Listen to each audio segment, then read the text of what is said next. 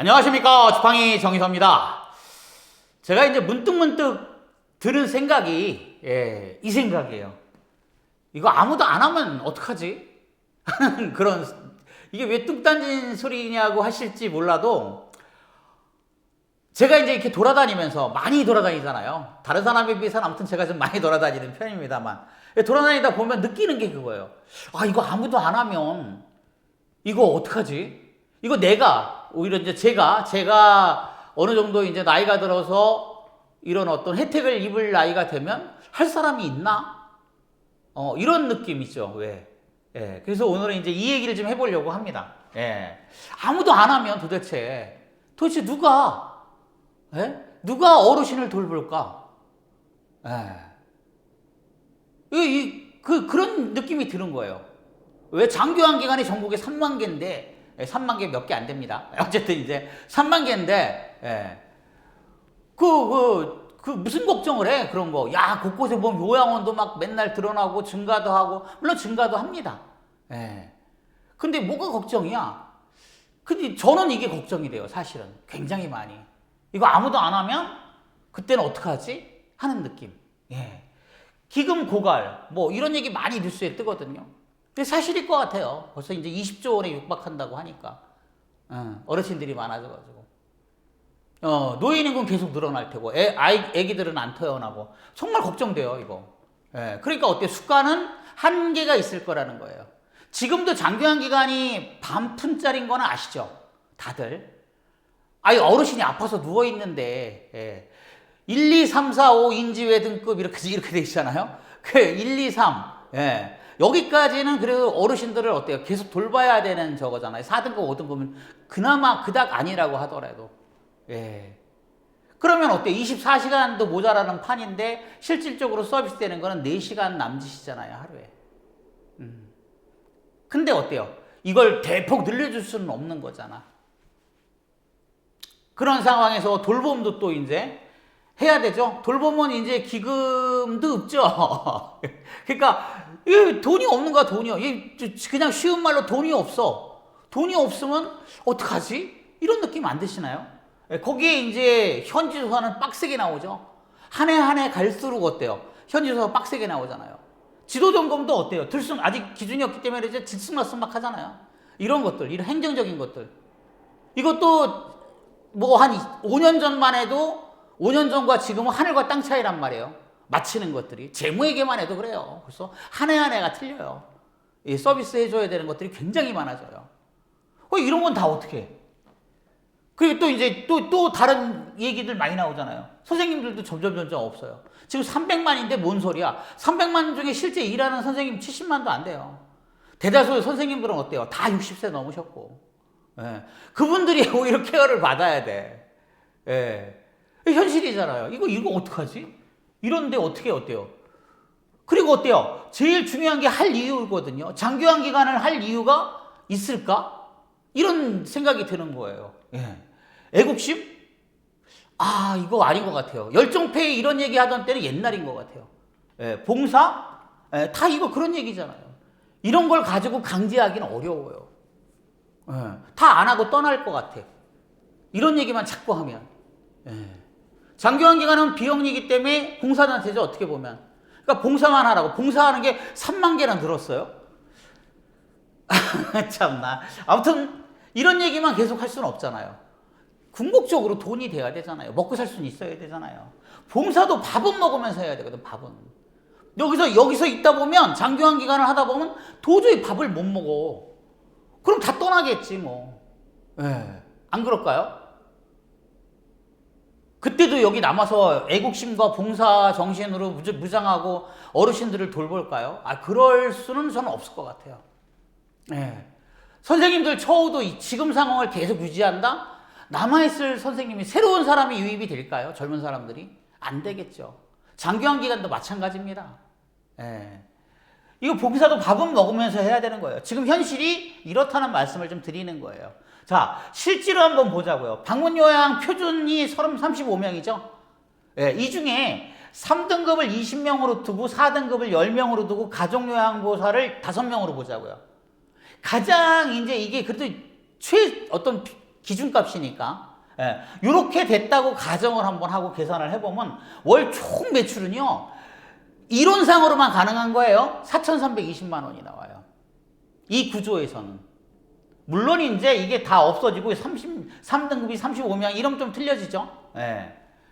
반대로 어때요? 이게 없어지고 이렇게 이쪽이 많아지면 또 이게 푹 떨어지는 거고, 가족이 또 많아지면 푹 떨어지는 거고. 이론상이에요, 이론상. 예, 예시 하나 이게. 이러고 어때요? 근데 실제로는 이게 가동이 최대한 그 월 한 달에 다 가동이 제대로 안 될 때가 많죠. 여러 가지 또 이유에서 빠지잖아요. 그러다 보면 한 4천만 원 남짓이에요. 대략은 평균을 내보니까 실제로는 한 3,800만 원 정도 되는 것 같더라고요. 이게 제가 전체 장기간 기간의 재무를 몰라서 그래요. 예. 그런 통계를 내는 것도 없고. 근데 통계를 비슷하게 추정해보면 요 정도 돼요. 그럼 실수입은 얼마나 될까요? 단순하게 어때요? 이론상으로는 그래요. 이론상으로는 이 정도 해도 520만 원 정도 수입이 남아 이렇게 돼요. 네. 이것저것 제하고 남아. 인건비 지출비를 또 제하고 해야 되니까. 그리고 근데 이렇게 될 수 없잖아요. 이론상이니까. 실제로는 한 300만 원 남짓이에요. 실제로는. 그닥 돈벌이가 되는 직업이 아닌 거예요. 근데 뭐 이걸 무슨 뉴스도 나오고 뭐 감사도 나오고 현지에서 나오고 막 굉장히 돈벌이가 많이 돼가지고 돈을 막 횡령하는 것처럼, 아 이건 좀 아니지 않나라는 생각이 들긴 듭니다. 그래서 이제 환수도 많이 이루어지죠. 환수도 끔찍하게 요새 많이 이루어지고 있는 건 사실입니다. 아마 이거 나중에 통계가 발표될 것 같아요. 그 옛날보다는 아마 해가 갈수록 그러면 해가 갈수록 환수 금액이 많아진다는 거는 해가 갈수록 어때요? 장기간 기간이 비리가 많아졌다는 얘기 아니에요. 근데 실제로 이 환수 아마 이거 아무튼 뭐 이렇게 뜯어보면 건수를 하나하나 뜯어보면 어때요? 인지하고 이걸 내가 나쁜 짓을 해야지라고 인지하고 이렇게 환수를 당하시는 대표님은 거의 없어요. 오류예요. 대부분 오류건이에요. 대부분 인지 못 하시는 거야. 나는 이렇게 안 했는데, 나는 이게 뭐 이런지를 몰랐는데, 나 이거 너무 억울한데. 대부분 환수 당하신 대표님들은 내가 나쁜 짓을 한 걸 들켰어가 아니라 억울해 생각을 더 많이 하실 거예요 아마. 그리고 행정적으로도 점점 어려워져요. 지도점검도 어때요? 이게 뭐랄까 가능하지 않은 서류들을 요구하시는 경우들도 많잖아요. 현실과는 너무 동떨어져 있는. 물론 규칙엔 그게 맞아요. 그러니까 이게 이렇게 되는데 영업은 생각도 못하죠. 어르신을 여기서 어때요? 빨리 50명, 60명으로 막 늘려서 60명이 넘어야 그래도 돈을 좀 번다는 소리를 듣고 안정적으로 어때요? 먹고 사는데 이게 영업을 할 수 있는 여건이 생기겠냐는 거예요. 환수 나오지 뭐 행정적으로 뭐 할 게 많지. 그러니까 이 얘기를 말씀드리는 거예요. 그러다 보니까 어르신은 어때요? 사실은 이런 것 때문에 어르신은 뒷전이에요. 어르신에 대해서. 그러다 보니까 어르신에 관련된 사고가 한 건, 두 건씩 생기기 시작하죠. 그거는 이제 형사처벌을 받아야 되는 문제가 되는 거니까.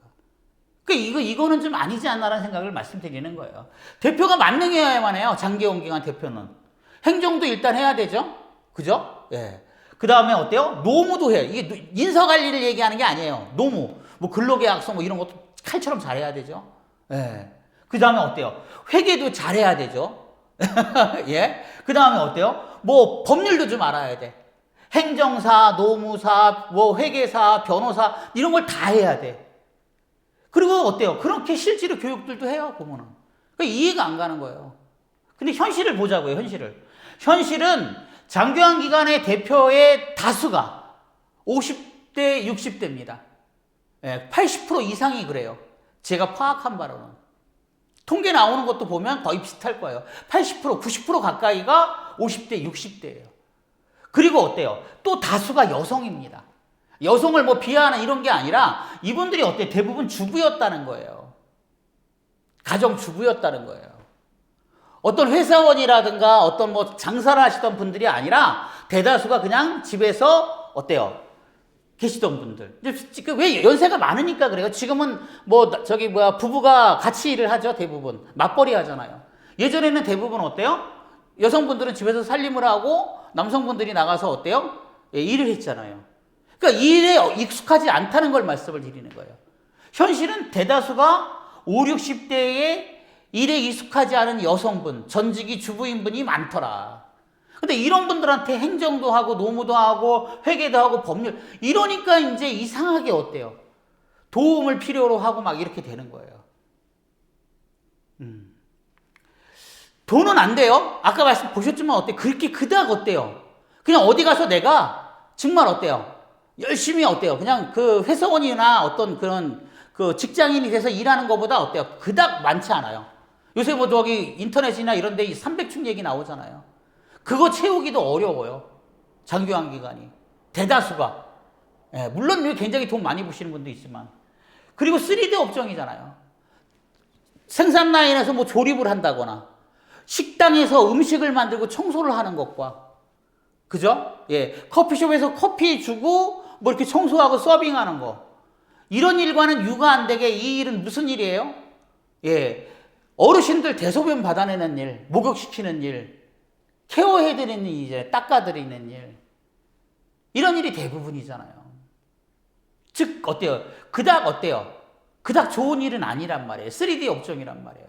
돈도 안 되고 3D 업종이고 근데 왜 하냐는 거예요. 장교환 기간을. 예.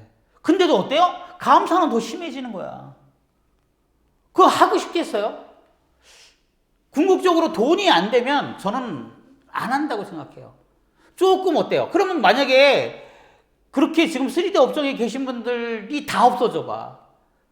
그럼 도대체 대한민국은 어떻게 돼요? 외국인이 지금 100 뭐 몇십만인가 들어와서 일을 하고 계시죠. 이분들이 이제 대부분 굳은 일들을 많이 하시는데 장교환 기간도 그렇게 되려나? 걱정을 하는 거예요. 예.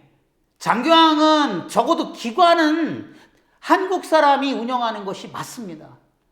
예. 그리고 이것이 공공으로 넘어가서도 그닥 바람직하지는 않다고 생각을 합니다. 예.